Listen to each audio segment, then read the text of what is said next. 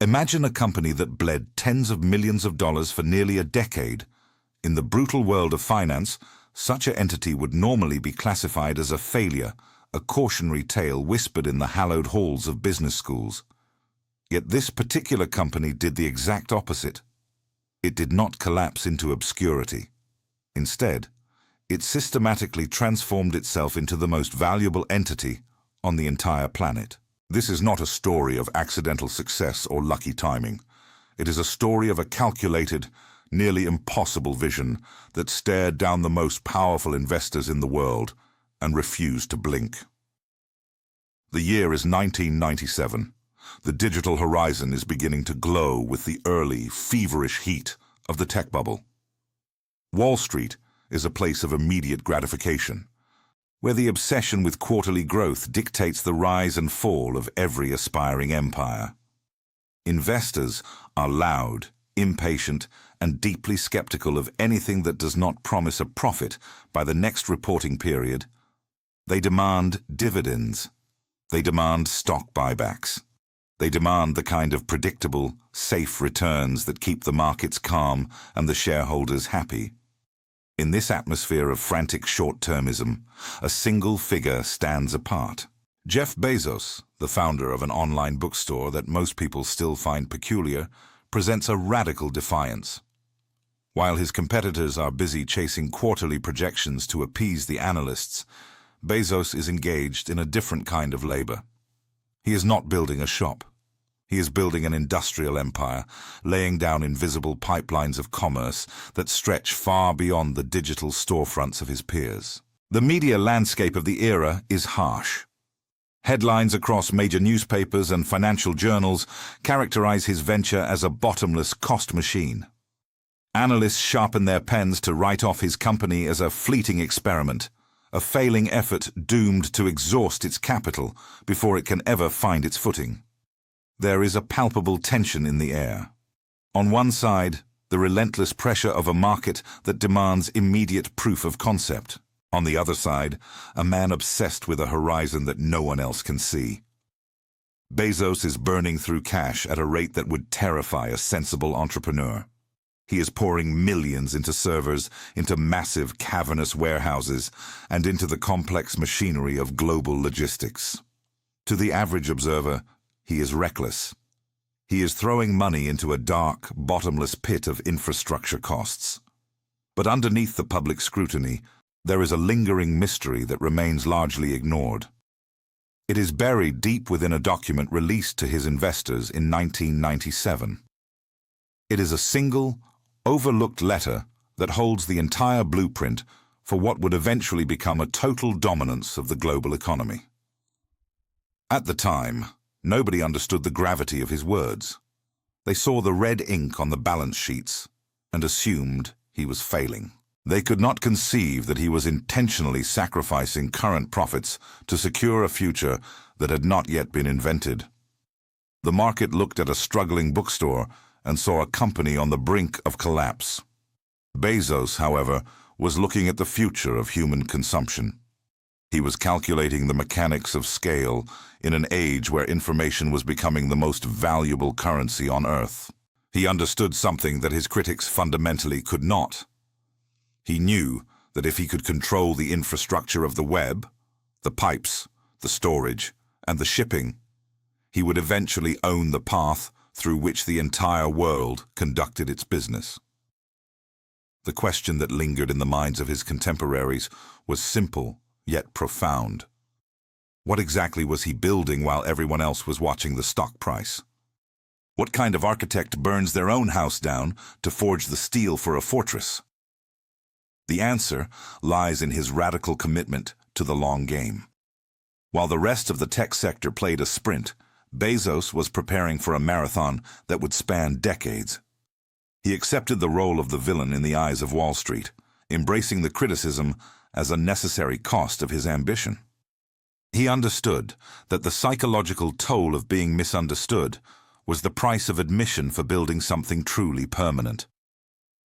Every dollar he spent was a brick in a foundation that would eventually support the backbone of the entire internet.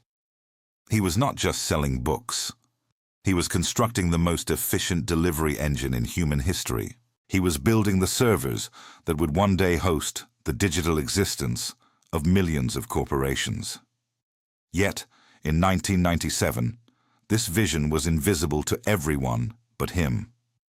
The struggle was not just against the market, it was against the very definition of what a business was supposed to be. Before we continue, subscribe to the channel and tell us in the comments where you are watching from. The conflict between his vision and the market reality serves as a powerful reminder that true innovation often looks like madness until the moment it becomes inevitable. Bezos was the architect of his own future, and he was ready to wait as long as it took for the rest of the world to catch up to his design. The stage was set for a transformation that would rewrite the rules of global commerce forever, even as the skeptics sharpened their knives, unaware that they were witnessing the birth of a new economic era. To understand the magnitude of the shift Jeff Bezos initiated, one must return to the pages of that 1997 shareholder letter. It was not merely a financial disclosure, it was a manifesto of an entirely different species of business. In an era where leaders were expected to promise quick returns, Bezos offered something far more uncomfortable.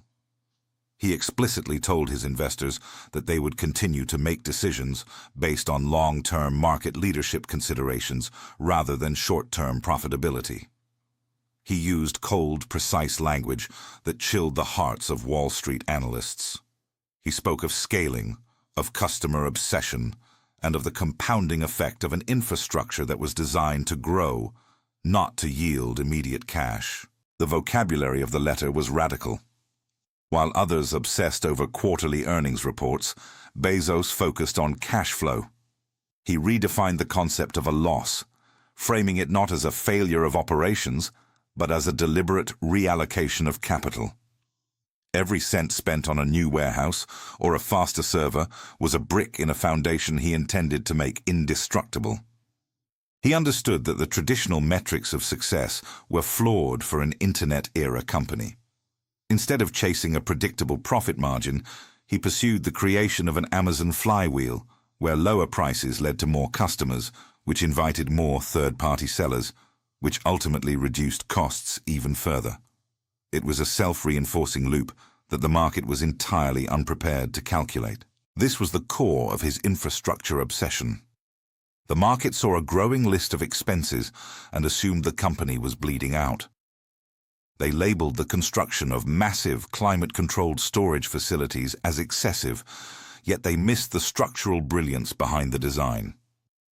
Bezos was creating a logistics nervous system that could handle virtually any product, delivered at a speed that would soon make physical storefronts seem like relics of a distant past. He was not just selling books. He was building a pipe through which the future of retail would flow. By the time the world realized what was happening, the pipe was already cemented into the bedrock of global commerce.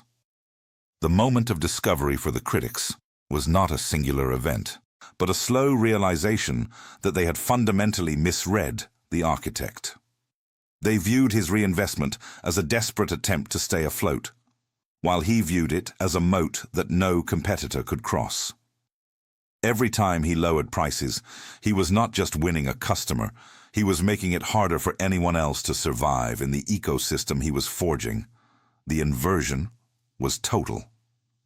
The very things that investors mocked, the absence of dividends, the slow delivery times in the early days, the gargantuan debt-fueled expansion, were the exact reasons why the company became an unstoppable force. He treated his infrastructure as a utility. Much like the electricity grid or the water supply, he wanted his systems to be so essential that modern life would simply cease to function without them. The tragedy of the skeptics was their inability to see beyond the next 3 months. They were playing a game of checkers, looking for an exit strategy, while Bezos was playing a game of world-building, looking for a way to rewrite the geography of the marketplace. He embraced the role of the irrational leader, the man who would sacrifice everything for the sake of a long-term compound.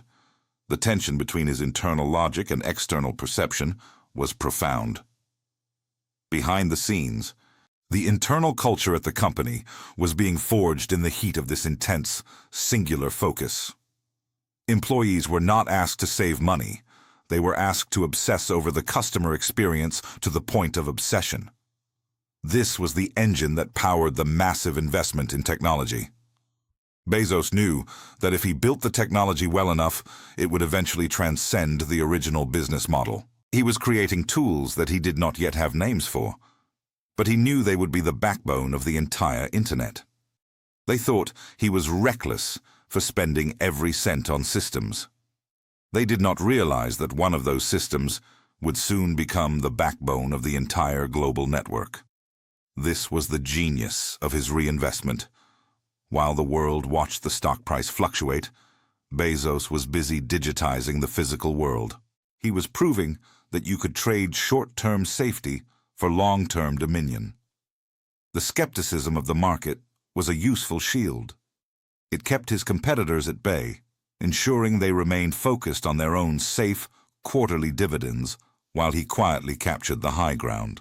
By the late 90s, the blueprint was already complete. The structure was rigid, yet scalable, a machine built to turn information into velocity. He did not care about the volatility of his share price because he knew the intrinsic value of his infrastructure far outweighed the market's current assessment. He was holding the future in his hands, and he was willing to suffer the slings and arrows of financial ridicule to bring it to life. The market saw a man burning cash. The future would see the man who ignited the digital revolution. Even as the critics sharpened their knives, the machinery of the empire continued to whir, growing more complex and more dominant with every passing second. The stage was now set for the final, most unexpected phase of his design, a secret project that would soon reshape the technological landscape for every corporation on the planet. The hidden masterpiece of this entire design was not a retail strategy, but a byproduct of the chaos. As the company labored to build its internal infrastructure, it inadvertently created a computing environment of unprecedented efficiency. This side project, intended solely to streamline internal data storage and processing, evolved into something much larger. It became the foundation of what we now know as Amazon Web Services. This was the ultimate realization of the 1997 vision. What began as a cost center, a massive drain on the treasury, suddenly transformed into the most profitable cloud infrastructure in human history. The skeptics who had ridiculed the massive expenditures on server farms were forced to witness those very servers powering a significant portion of the modern internet. It was the perfect, ironic climax to the long-term bet. The scale of impact was difficult for the critics to even process. The initial investments in warehouses and logistics, once mocked as reckless, matured into the global dominant force of Amazon Prime and its intricate supply chain. The company had essentially purchased the future of commerce by overpaying for the present. When we look at this evolution today, the lesson is far more profound than just business strategy. It serves as a masterclass in the psychological cost of holding a conviction that others deem irrational. Most leaders fold when the pressure mounts, but Jeff Bezos held his ground, fueled by a singular belief that his internal metrics were more accurate than the external validation of Wall Street. If you want to understand the nature of growth, you must accept that true scale often arrives at the expense of your current reputation. The world is addicted to the instant gratification of quarterly results. Yet true innovation requires a timeline that spans decades. The philosophical climax of this saga is clear. Information is often free, but conviction is incredibly expensive. You must be willing to endure years of being labeled a failure to build something that eventually becomes an undisputed necessity. The marketplace is a harsh judge of the present, but it is often blind to the trajectory of a long-term architect. Bezos was playing a game of chess while the rest of the world was struggling with checkers. And the board he played on was the entire global economy. Think about the sheer courage required to stand before investors in 1997 and tell them that their profits were being systematically dismantled to fuel a growth engine they could not yet see. This was the ultimate inversion of the corporate model. By treating the company as a machine for compounding customer experience rather than a machine for extracting profit, he did the unthinkable. He made the institution so essential that its temporary failures were swallowed by its total necessity. Today, the infrastructure that once defined his supposed financial ruin is the very utility that keeps the global economy breathing. The lingering mystery of that initial shareholder letter was never really a mystery at all. It was an explicit blueprint, a roadmap to dominance that almost everyone ignored because it was too honest, too transparent, and too patient for a society desperate for quick returns. The world wanted to see the money, while Bezos wanted to build the empire.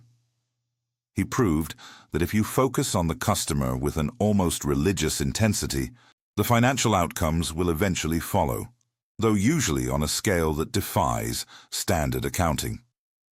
We often view history through the lens of inevitability, yet in 1997, nothing about this success was certain. The market was a volatile beast, and the competition was fierce. The only constant was the unrelenting singular focus of one man who refused to compromise his vision for the sake of quarterly approval. He accepted the role of the outcast, the reckless spender, and the misunderstood CEO because he possessed a clarity that others lacked. He knew that the infrastructure he was building would outlive the skeptics. He knew that one day, the very people who questioned his sanity would be dependent on his services for their daily lives. This story serves as a haunting realization for any founder, creator, or thinker. It proves that the gap between a perceived failure and a permanent success is often just a matter of time and the ironclad resolve to stay the course. The journey of the company remains the standard by which all other long-term bets are measured. It is a testament to the idea that you can shape the world if you are willing to ignore the noise of the current moment and build for the reality of the next century. As the infrastructure matured into an invisible, global utility, the criticism vanished, replaced by the quiet awe of a world that had been fundamentally rewritten by a strategy it once mocked. The architect had succeeded. The machinery was running. The flywheel was spinning at maximum velocity, and the skeptics had finally run out of things to say. They could no longer analyze the loss because the profit had become systemic and unavoidable. It was a victory of patience, a victory of design, and most importantly, a victory of conviction. If you want to understand how the world's most successful founders think beyond the quarterly report, subscribe for more deep-dive strategy breakdowns. The blueprint of the 1990s is still valid today, and it remains the most powerful weapon in the arsenal of anyone looking to build something that truly lasts. Remember that the greatest achievements are often the ones that look like madness in the beginning, and that the long road is the only one that truly leads to a destination worth reaching.